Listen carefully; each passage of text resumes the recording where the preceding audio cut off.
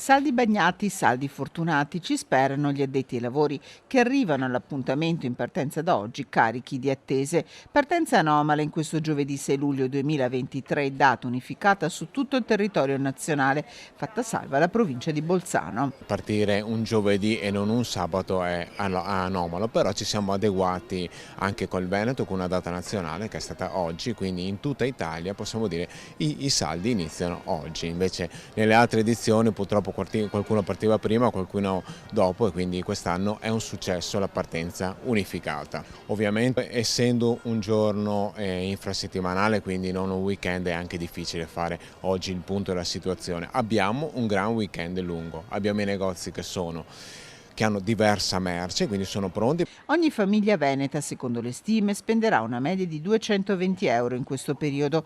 Per sostenere il settore, i comuni mettono in campo iniziative come le notti bianche, occasioni nei negozi, occasioni online, con i commercianti che utilizzano l'e-commerce come volano per le vendite dirette. Abbiamo anche tanti soci e tanti colleghi che si sono adeguati con l'omnicanalità, quindi riusciamo anche noi a prendere il cliente giovane e portarlo all'interno dei nostri punti vendita, quindi l'online come driver per portare il cliente nelle piazze, nelle cittadine, nei paesi, e così far muovere anche l'economia del territorio.